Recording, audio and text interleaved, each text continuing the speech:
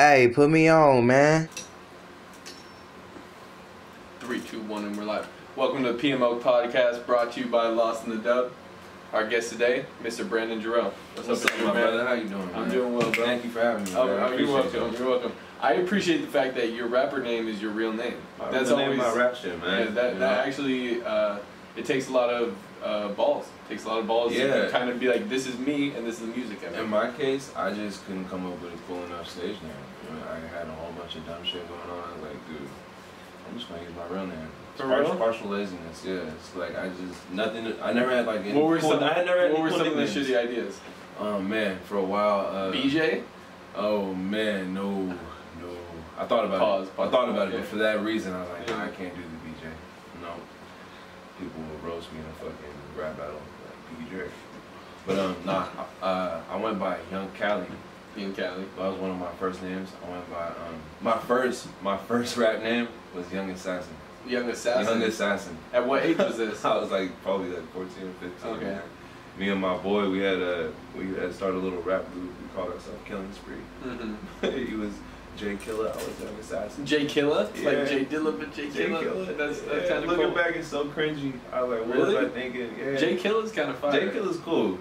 J Killer's cool. You can rock with that. I could rock. I think it's a cool name. Young Assassin. And you're Young Assassin. You were really coming for heads like that? Yeah, I thought I was, but I wasn't. No. So when you were 14 years old, you already thought you were going to be a rapper? Or already planned on making music? I had taken an interest in it. You know, me and my friends, we would get high and just freestyle. Mm-hmm. And, you know what I'm saying? In the car. Terrible freestyle. J Killer was actually nice though. He's the one who really inspired me to like get into rap, because he would like just come up with the wittiest punchlines and bars off the top of his head. I'm like, how do you do that? And like, I just fell in love with like wordplay. You know what I'm saying? And from there, I was like, I love this shit. Yeah. And then what do you do from there? So like, how did it manifest from freestyling in your car to becoming Brandon Jerrell, the musician? It was just a natural progression from there. You know, we were like we had a friend who had a mic. You know what I'm saying? And we just wanted to make songs, you know what I'm saying? Like, this was like something to do. Yeah, it was something to do, you know, and just a way to get out some creative energy that we had. And we just took it from there. Just started making songs. Songs. Putting them out? Yeah. I remember it was they were trash. Yeah, they were super trash. I still have them. And people like would tell you that they were trash? No, they were like in high school. Did people know Brandon Jerrell as a rapper, or who were you? I was like, I played sports. You know, I played football, I played baseball. So I was known as like the kid that was into sports and stuff. You know what I'm saying? So I guess when people heard I was rapping, they're like, huh? Like, But surprisingly, like the feedback we got on the songs weren't bad, you know, like because it was maybe because like it was a new thing, like they're rapping now, like, and people were like interested. Just a wave, just a wave. People weren't interested, you know. This is around like what? This is around right before Carter 3 era. Wayne, right before Carter 3. You were in high school before Carter 3? Oh man, don't do that to me. Don't do that to me. Yeah, man, I'm old. How old are you? No, I'm 25. All right, that's not that's pretty. Yeah. Not those I thought, honestly, when you told me that shit. Because I was like, I remember vividly. It was Carter 3 was a big transitional moment for hip hop. Yeah, Wayne was my favorite. It was like a checkpoint. Like hip hop is like. Wayne made it cool to like be like, you know what I'm saying, lyrical. Like at the time, you know what I'm saying, have the punchlines and shit. Like he was like a really. But he still had the sound. Like he didn't need the punchlines. Like he could have just been like a mumble rapper today, essentially. Like and just had that Wheezy flow and just. Yeah. But really, what made Wheezy was the punchlines. For sure. Yeah. Wheezy had the punchlines. Right? Yeah, he still does. He still does. He just put some shit out. I'm pretty sure, or just some shit just leaked. I heard it. I didn't like it that much. A lot of people think Wheezy's the GOAT. I used to think that, but I think Hov's the GOAT. That's crazy. Wheezy's put out too much bad music. It's I know, yeah. When you hear Wheezy, it's not automatic banger. And it hurts me because there was a time when Wayne put out a record and it was fire. Like you knew what you were gonna get. Like you heard Wayne was putting out a new freestyle or a new song. You're like, oh, it's gonna be fire. It's good. New mixtape, all that shit. Oh yeah. But then I mean, No Ceilings won. That's exactly what I was about to say. I was going to say No Ceilings. When No Ceilings came out, oh my god. Over. No Ceilings, motherfucker. Good morning. I'm yawning. Yeah. dick in your mouth while you're yawning. Good morning, and some shit like that. Yeah. That shit was crazy. Yeah. TP, huh? Yeah, buddy. Rolling like a big shot, should've tuned up like a NASCAR pit stop. What did he got?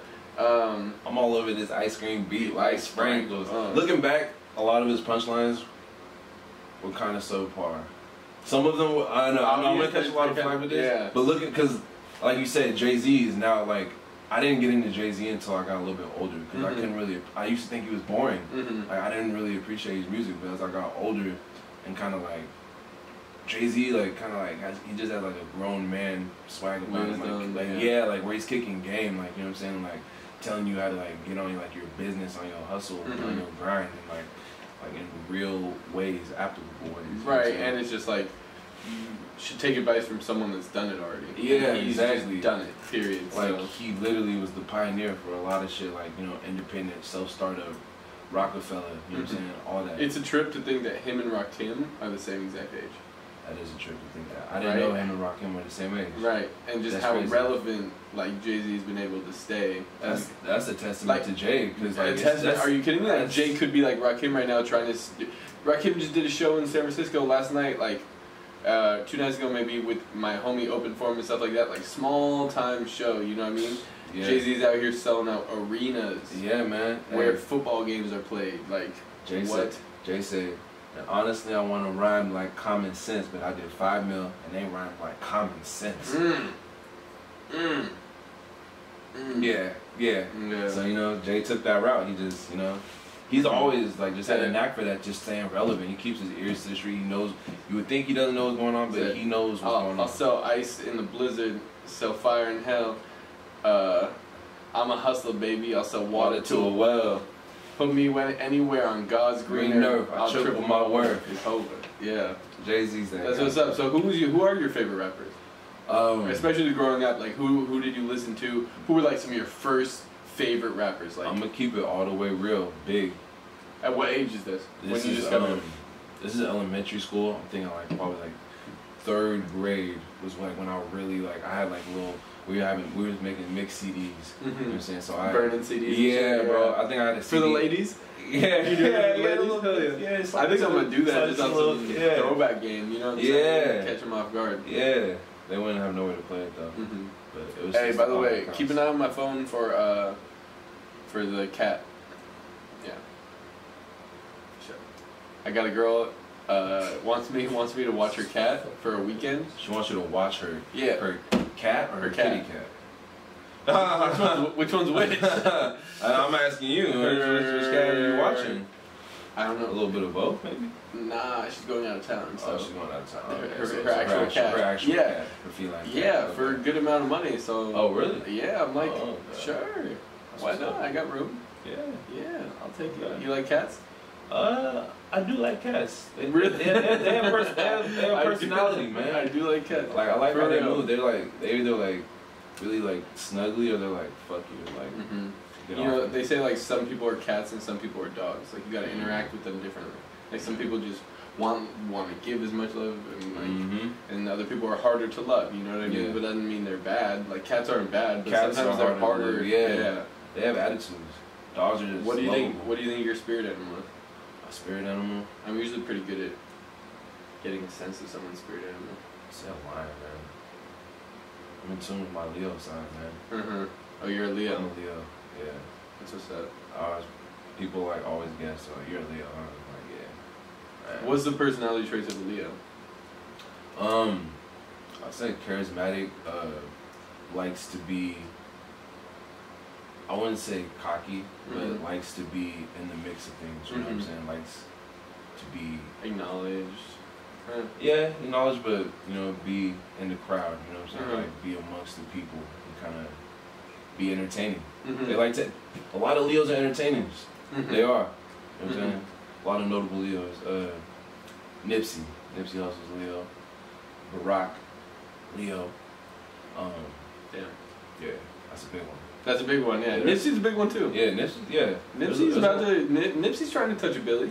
Nipsey's all on the Bitcoin shit. All money in, man. He's all in on the Bitcoin. Like, he reminds me of Jay. Right. He reminds me of mentality. Jay. Same mentality. Just like stack the bread.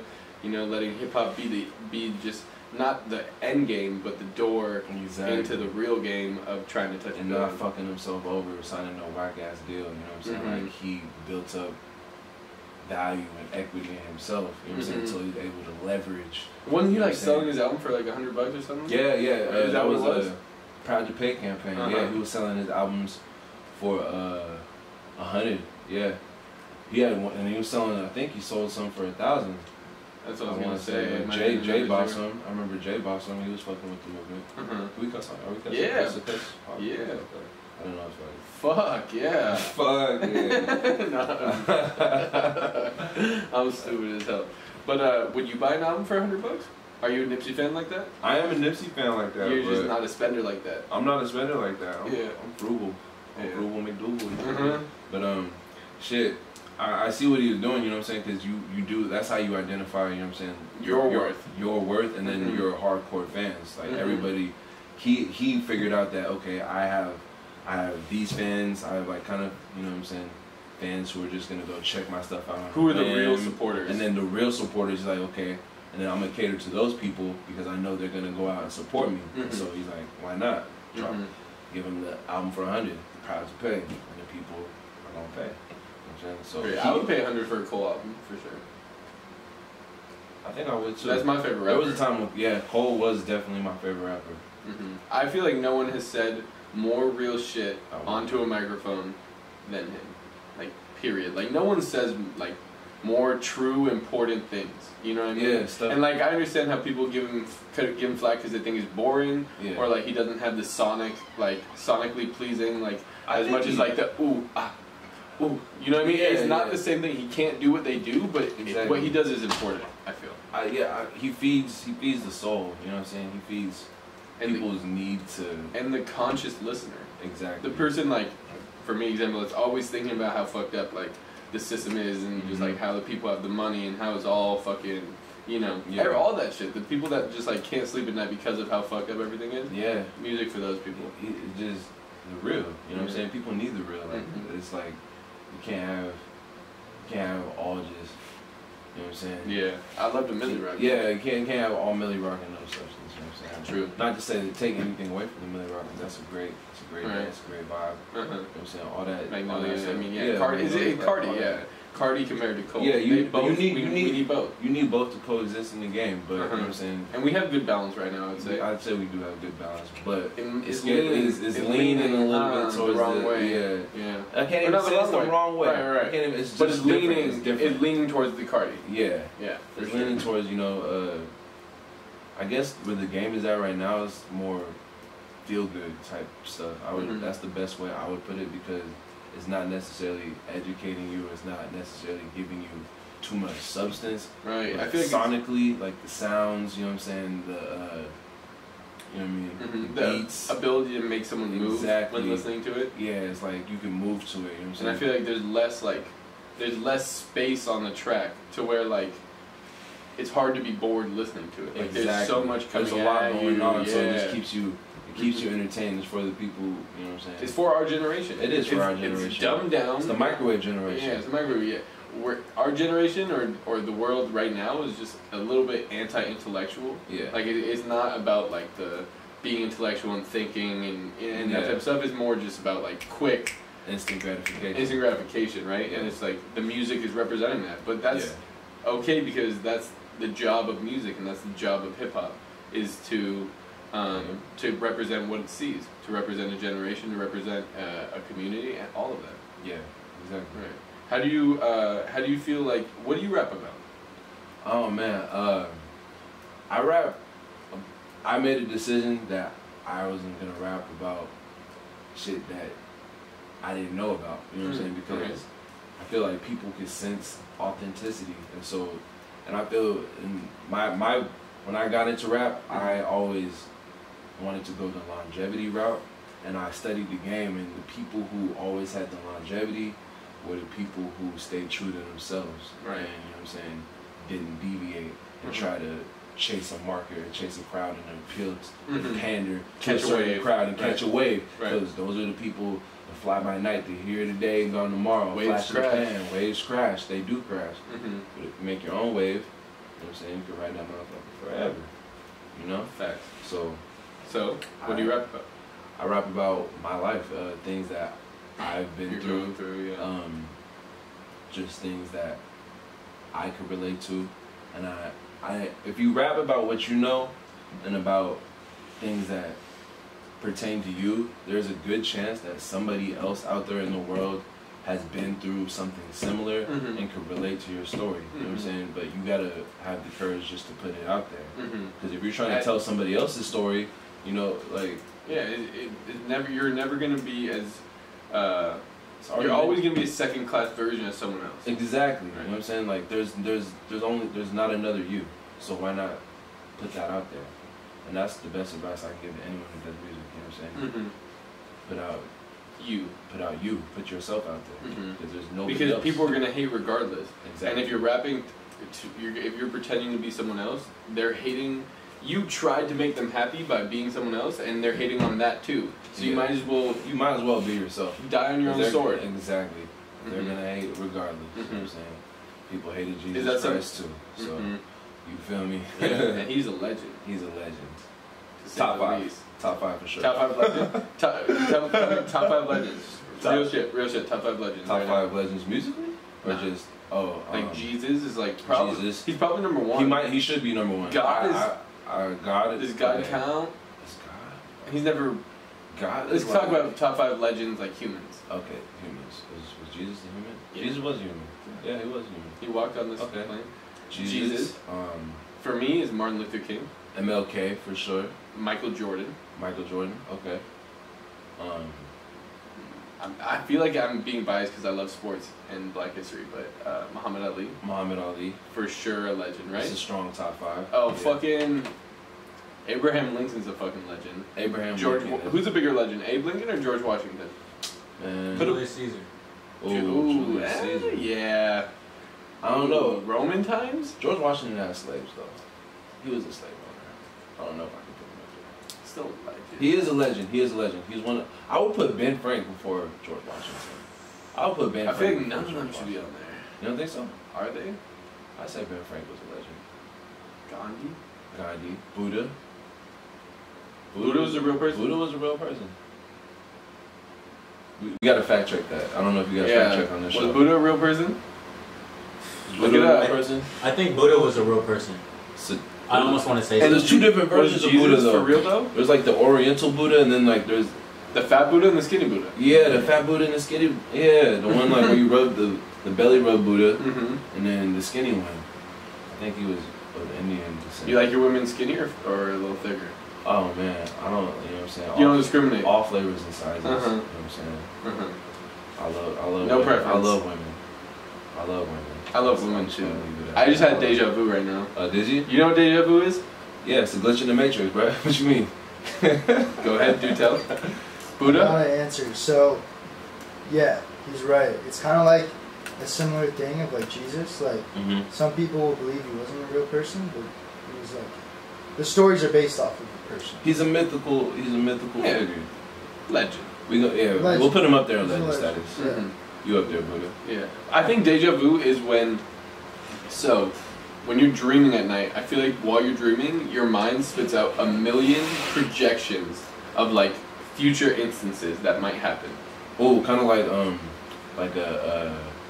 in the last Avengers movie, what's his name, Doctor Strange, where he just has like a million. He can just project like a million different outcomes for one situation. Essentially, your brain is trying to predict the future. Yeah. Essentially, while you're dreaming, your brain is trying to predict the future, and within it, it's wrong. Like 99.9% of the time. Right, wrong. Millions of wrong things that never end up happening. Exactly. And one of them ends up happening, and then you relive it. You relive it from your dream. I've had that happen. It just happened. So how do you feel about that? I feel like you were in my dreams. That's pretty cool. That's interesting. And I feel like I don't know if what I just explained is like official public knowledge. Like I don't know if I think that's not official what I think, but I'm pretty confident that's exactly what's happening. I think you might be onto something there, dude. Thoughts? No, I've definitely had that happen. Where like, you know what I'm saying, one random element of a dream, and then like not even weeks, maybe like a month later, like something happens, you're like, whoa, like this is way too familiar. This has happened before. And when you have like deja vu like a lot, I get the feeling of like, oh, like I'm in the right place. Like, exactly. It's like it a nice doing something like right. It's feeling. like a reassuring. Like yeah, I'm supposed to be doing. Do you ever worry about like where you're at in your life as far as bringing it back to the rap thing? Like being 25 years old, do you feel like you're behind schedule, or you feel like it's a long race, a marathon, and you're right on schedule? It is a marathon, and I have to constantly remind myself because at times, a lot of times I do. I feel like, yo, I mean, that's the worst thing you could do though, is put yourself on a timer. You know what I'm saying? Because everybody's running a different race. Right. I can't look at somebody else and be like, okay, well, he's here at this time in his life, and he did A, B, and C. Like that ain't got nothing to do with me. He's running a completely different race. He has different circumstances in life. All I can do is worry about your myself, race, my race, and run the best race that I can. And you know what I'm saying? There's no right or wrong time. You know what I'm saying? There's a wrong time. If you actually, I don't know. Some people don't get hot until they're 40. Like literally, you know what I'm saying? Like, yeah. So you never know. It's just really about staying consistent and staying passionate. And the only way you lose is when you stop, is when you quit. You know. But there are definitely times where I'm like, fuck, dude, it's hard. You know? You gotta find your why. What is your why with music? What is it? All right, forget music. But if music is your answer, it could be your answer. But what is it that keeps you up at night in a good way? Like, you're up at night because you fucking want to go get it. Like, somewhere it's like, let's go. Like, this is why I'm here. Like, this is what I'm about to do. Like, is it a music thing? Perfect example. I was dead asleep or about to be going to sleep, but I have work super early in the morning, but I wanted to I live for this shit. I wanted to come do this podcast. You know what I'm saying? Music and just pushing for something, you know what I'm saying, that is bigger than what I'm doing right now. You know what I'm saying? That's what keeps me up. Bigger in what way? You want to make a bigger impact, or just explain something that's just out there in general? Like for me, like Lidded is, I feel the same way about Lidded as far as like I want to create something that's bigger than myself, something that someone in Tennessee could be like, oh, I've heard of Lidded, and then they meet me, they have no idea who I am, right? They don't know who Josh Landers is, but they know what Lidded is. Like that's like my idea of like something bigger than me. Is that kind of what you mean? Yeah. It always starts with the music. I'm gonna grab some water. Go for it. It always starts with the music. Creating great music is what gets me going, and just being creative and being in a creative space. It makes me happy. Like, you know what I'm saying? That's period. Like, cause I feel like when I'm not doing anything relating to music or creating, that's when I get depressed and I get down, you know? And like, I don't really know purpose, you know what I'm saying? How's your battle with depression been? Now, I have no previous context. The way I asked it seemed like it was. Yeah. Like, but you just mentioned it. Yeah. Everyone kind of deals with it, you know what I mean? Yeah. So it's just, when did you first, go ahead. I've never really had too many problems with depression. That is to say, until recently. Like, I recently went through an episode where I was just, like, a bunch of, like, circumstances happened, like, life events, stressful things that I was going through. And, I was taking antidepressants prior to that, but I stopped because I don't want to be on antidepressants for my whole life. So I stopped taking them. And then all this shit happened, just boom, boom, right after another, just event after event. And I got physically sick. And I thought I had like an autoimmune disease because, like, you know, I like lost a whole bunch of weight. Like, I couldn't get out of bed at times. Like, I wasn't doing music. I was just sick. I wasn't eating. Like, as a result of your depression? I didn't know this at the time, but I thought it was because I just stopped taking antidepressants. And I thought I had caught something. I thought I had like some type of illness. You know what I'm saying? And I was like, I would have like weird leg tremors, like body aches. And I was like, fuck, dude. Like, what do I got? I went to the doctor. I was like getting tested for fucking HIV. I was getting tested for fucking. Get tested today. Get tested. Planned Parenthood. Yes, do that. All types of weird shit. It ended up being just, I guess, a form of depression, like severe depression, and just I had to find my why. You know what I'm saying? and you know, that being my family and creating, you know what I'm saying? And there was times where like I had music stuff to do, but I like the most I could do was just make one post, and I would just be in bed for the rest of the day, just put the covers up and just not want to come out of my shell. But I couldn't go out like that, and you just kept fighting. I just kept fighting, you know? Yeah, and just started eating, you know, eating better, a lot better, more active. Yeah, I stopped drinking and doing things that were not good for my mind or my body. And positive thinking really is what works, because you start, like, I was like letting negative thoughts take a hold, and like it really does create like a negative. It creates a negative downward spiral, and then like negative thought after negative thought, and then your body latches onto that and it feeds. And when you're mentally sick, it can translate into being physically sick as well, and that's what I was experiencing. You know what I'm saying? I was like literally physically sick. You know what I'm saying? Because your body, depression, like you release cortisol, which is like a stress hormone, and too much of that can like literally make you sick. Yeah. And so I did a lot of research on brain, you know what I'm saying? How the brain works. How the brain works. Read this really good book, Who Switched My Brain Off. What's it about? It's about that particular power of toxic and negative thoughts, and how to basically reverse that process and reverse that cycle. Because just if you believe that health or negative thoughts can make you sick, then positive thoughts can make you well and healthy. That's fire, bro. Yeah, man. That's fire.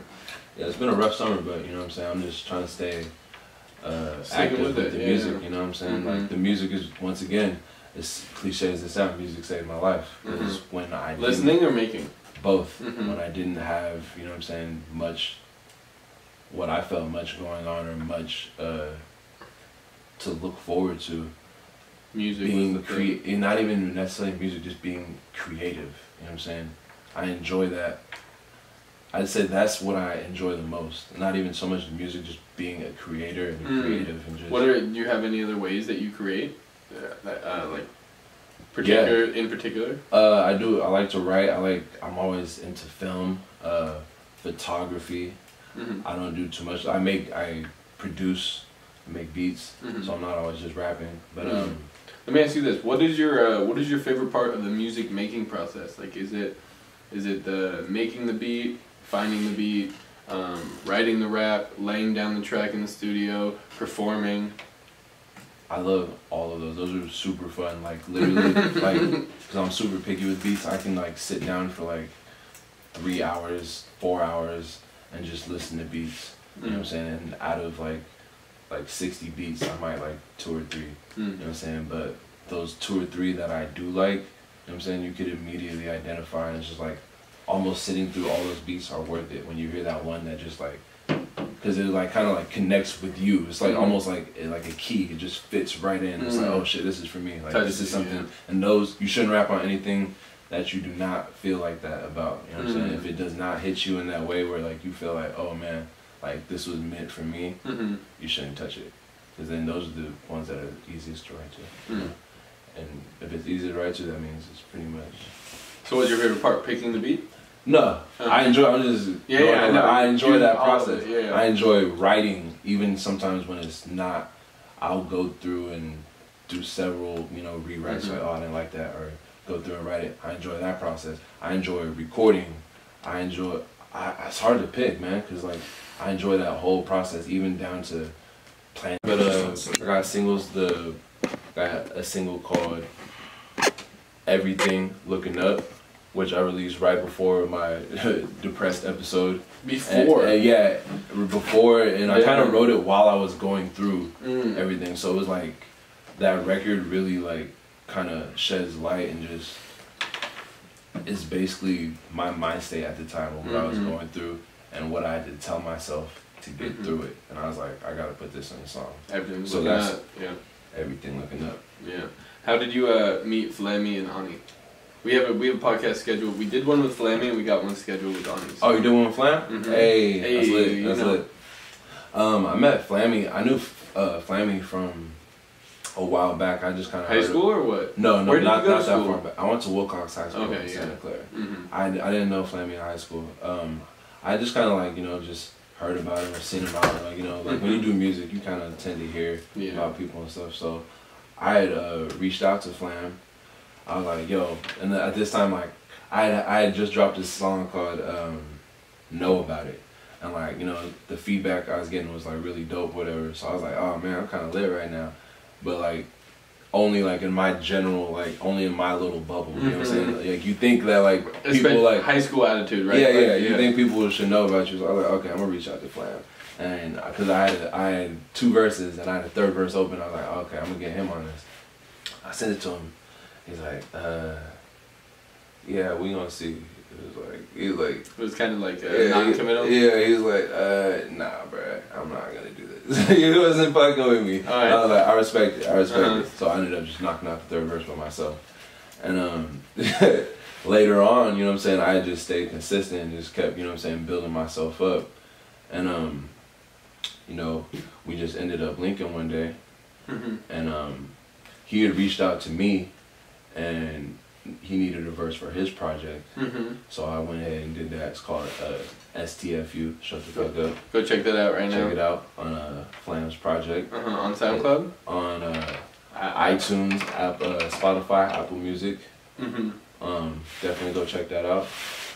And from there, we kind of just had a relationship. But like, you know, it was just like, you know, we were cool and all that, but like we weren't doing too much music together. But recently, I had this song and he came to mind, so I was like, I gotta send this to Flam. Like, I knew he would body it. And he bodied it? Yeah, he bodied it. He did. But yeah, it was funny because like, you know, I initially reached out and it's just, I was like, okay, everyone's fucking with me right now. And he's like, bro, I don't know, like, I was like, it was humbling because it's like, bro, I haven't really heard of you, like, you know, like, I don't know who you are, like, I don't, like, who are you, you know what I'm saying? And I was like, okay, I got more work to do, you know what I'm saying? Right. What do you feel like your distinctive trait as a rapper? Like, what separates you, or what's the thing that you do best? Is it the bars? Is it punchlines? Is it melodies? You hit the hooks? What is it? I feel like I do a lot of that. Makes you special. I feel like I do a lot of that well, but why are you gonna make it? Because I have a unique, because I'm me, you know what I'm saying? I feel like everybody has something to offer, and what I have to offer is I've never been the trap nigga. I've never been the gangbanger type guy. I never been the super, you know what I'm saying, I guess, poor. You know what I'm saying? I grew up in Sunnyvale, California. You feel me? My dad's from East Palo Alto, my mom's from St. Paul, Minnesota. Never had a lot of money, but I grew up in an area that, you know what I'm saying, the Bay Area has so much wealth, and to not be a part of that, and to kind of like grow up and be around people who had money, or to be in an area where, you know what I'm saying, people weren't struggling, but you were, you know what I'm saying, it was unique, you know what I'm saying, in that aspect, and being, you know what I'm saying, just being a part of, you know what I'm saying, the Silicon Valley, growing, like, people who are from the Bay are in such a unique position because we are surrounded by innovation. Innovation, you know what I'm saying? With innovation. This is like money. the wealthiest area in the world, but right. a lot of us are struggling, right. You know what I'm saying? And so I try to like portray that and tell that story, you know what I'm saying? Because I feel like a lot of us here come from that, you know what I'm saying? You know what I'm saying? I never had it like that. I never grew up, you know what I'm saying, as a, you know, my parents working in the tech field. None of that. Yeah. So I feel like I just try to, you know, tell portray that story. Yeah, tell that story, exactly. Yeah. What it's like being a kid in the Bay Area, you know what I'm saying? Struggling. Yeah. Right. Well, it's the most prosperous place in the whole world. Literally. Literally in the whole world. Yeah. But it's also ever. Yeah. It costs more to live in the San Francisco Bay Area than it's costed to live anywhere ever. Exactly. And the wealth disparity is like the gap right, is growing ridiculous, more and more. yeah. You know what I'm saying? With our country in general. Exactly. Right. Income inequality. Yeah. It's ridiculous. It's probably like the number one problem, in my opinion, that we have in the country. Because Yeah. these guys have so much money and they don't even know what the fuck to do with it, and now they're like buying, like politicians. Yeah. You know what I mean? So it's like, Yeah. I gotta stop saying like. Something I'm working on this podcast. You know I what think I mean? I think I have that problem too. Yeah. Yeah, where you're struggling to find a word and you say like as a filler. Right, and it's just one of those things that when you're doing a podcast and you listen to the podcast back, then you start to notice it. You're like, I say like way too much. But yeah. I feel like I'm doing a good job. That was actually proper. I didn't notice until you said it. I still have. Throughout the podcast, I think I've been doing a good job. But yeah. Nice. Just something that I try to be mindful of. Yeah, man. Yeah, but being from Sunnyvale is like, do people, I don't know, like, it's weird because it's like, I consider like the South Bay, it's like so small. There's like so many, like, you know what I'm saying, everything's so close together. It's just dry though. I think that's what makes it feel small because it's still big. Yeah. That's the thing though, is like San Jose, 1 million people. Exactly. It feels small because the areas in which we interact, like exactly. the cool, like the pop, whatever's popping, the people trying to stay tapped in, the people getting it is such a small circle, but there's just so many people, like on the east side of San Jose. Yeah. All that stuff.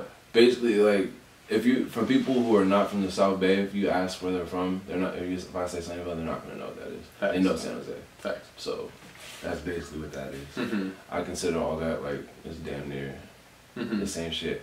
I went through the same shit that somebody in San Jose went through. You know what I'm saying? We all, damn near, if you're from the South Bay, you could relate to anyone in the South Bay because we pretty much grew up all the same. You know what I'm saying? A lot of my homies from San Jose. But obviously we didn't all grow up the same. True. Yeah. Essentially we did, but like you were saying, like some people weren't struggling, but some people were. You know, so we didn't. Yeah, no, that's definitely true. But being in the same area and coming up in that same melting pot, like we're all in the same environment. I feel like we're in a bubble, but in like the opposite sense, as far as like we're in a bubble of diversity. We are in a bubble. But the rest of the country isn't like this. You go to Chicago, you go to anywhere in the Midwest, it's still segregated essentially. You know, so. Us being in the Bay Area, living in this bubble of diversity, we are living proof that it can happen, that we can function in a diverse we can. ecosystem. Yeah. You know? And as diverse as it is, your next door neighbor could still be racist. True. You know what I'm saying? True. As I've seen that way too often. You know what I'm saying? Don't matter where you're at. How do you feel racism affects you? On a day-to-day basis. On a day-to-day basis, or in any basis. And what is racism's relationship to you? I'm gonna keep it real. In a lot of places that I've worked, a lot of places that I've been, a lot of places that I see, I don't see many people of color in positions of management, upper management. I don't see many people of color, politicians, doctors. I feel like a lot of the, even the tech industry is dominated by everybody but black people, you know what I'm saying? So I feel like as a, you know what I'm saying, as a black person in the Bay Area, we typically either we're not trying to acquire these positions or we're being excluded from them. And it just seems like there's too much wealth here for, you know what I'm saying, for too you many, too much opportunities. Yeah, and I feel like a lot of black people either aren't aware of the opportunities, you know what I'm saying, that are existing, or they're being denied them. Yeah, and I think it's a little bit of both. So it takes the, you know, education. I was gonna say, because a lot of, to be a manager, to enter these industries, it requires education. It does. And you're a lot less likely to have an education if your grandparents were denied an education. Exactly. And if your parents were denied an education. Definitely. Right? So it's just like, you see the generational. Yeah, you see the generational effect of, they could say to you, and it's expensive as fuck to get an education, right? So you can see the generational thing of they could say to you, it's not because you're black, it's because you don't have an education. Exactly. And then really, when in reality, you don't have an education because you're black.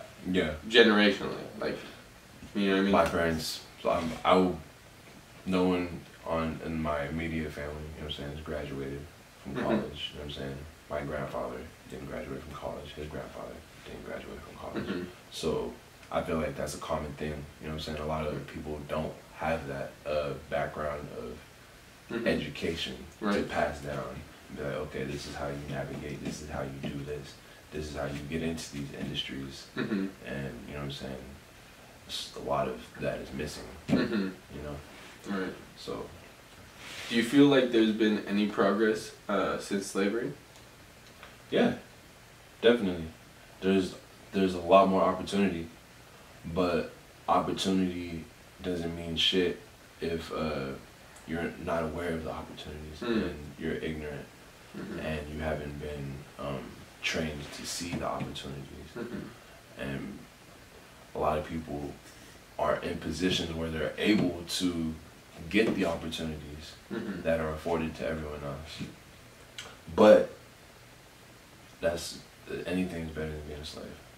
And it's out there, but it's up, you know what I'm saying, you gotta do the education, you gotta do the research, and it has to be a desire to get those things, you know. But it's been a lot of progress, definitely. We're in a much better place. I'd say, I mean... In what way?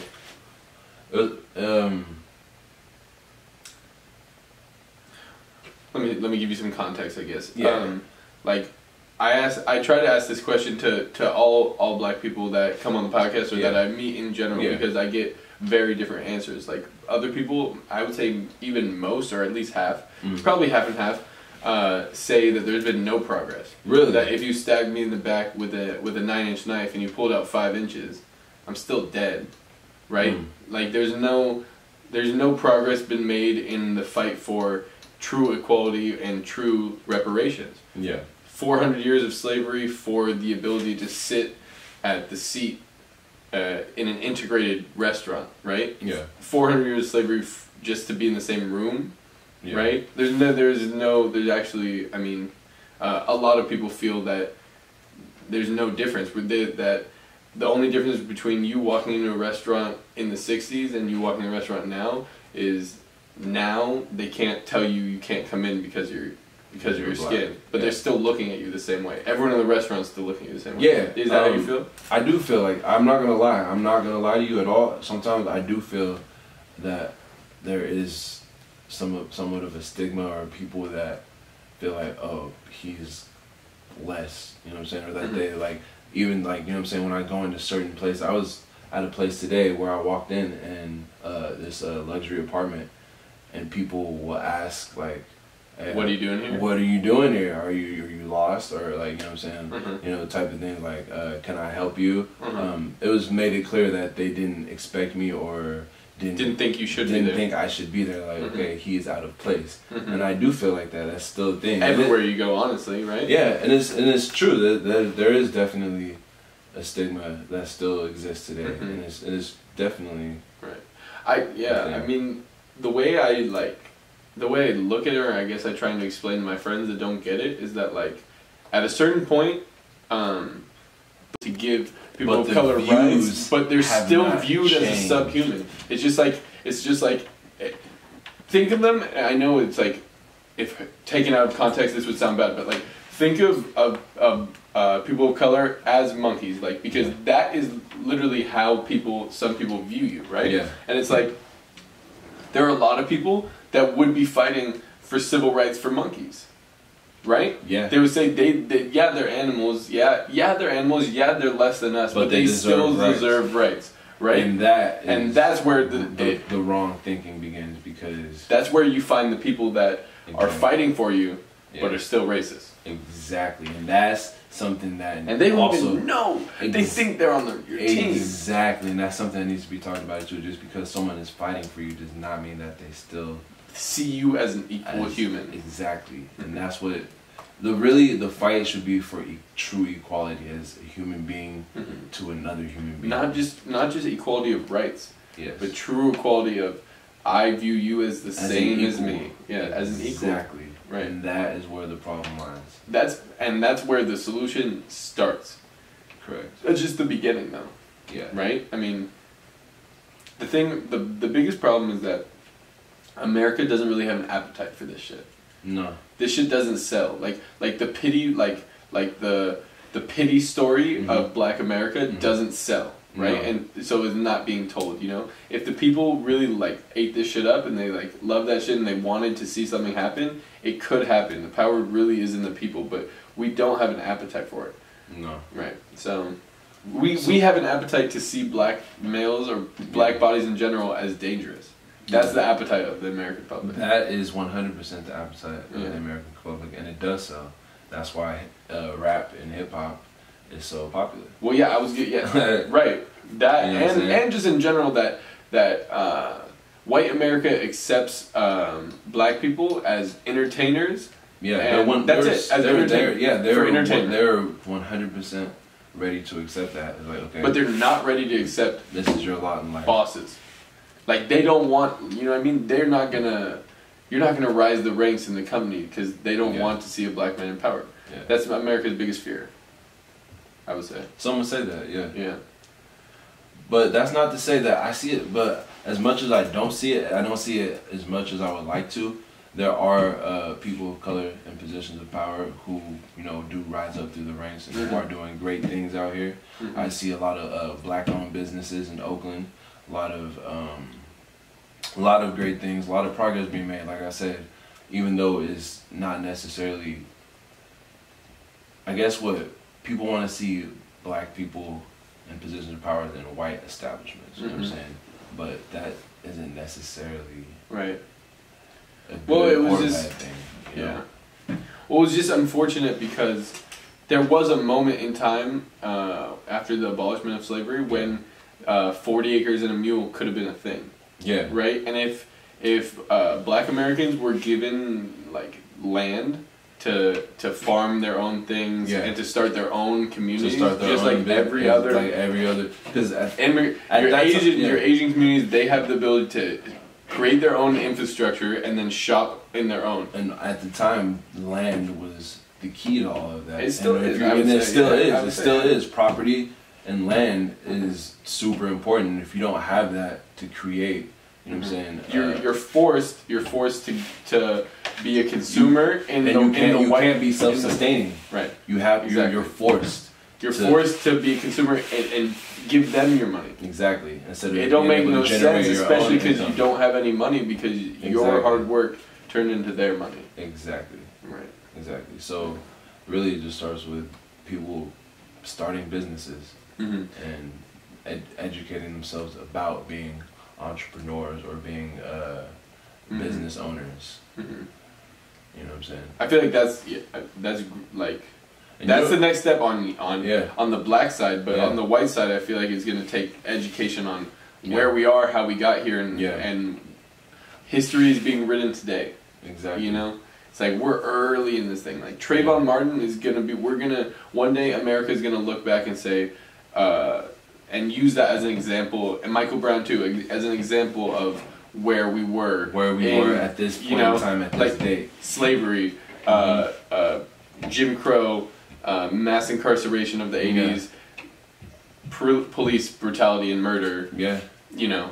Trayvon Martin. Now, if you look at Trayvon Martin, you remember when that happened? I do remember when that happened. What happened? How did you react, or where were you and stuff like that? I believe I was at home with my parents. They had told me about it, and we were all upset and hurt by it. And you know what I'm saying, but it happens. That was like the first sensationalized, you know what I'm saying, case of that happened, and then after that, it started being. Because people ate that up, and then it just started. Well, it seemed like it started happening more and more, but I think it was just being covered more and more by the media, right? And it seemed it was just we got desensitized to it. You know what I'm saying? Because it just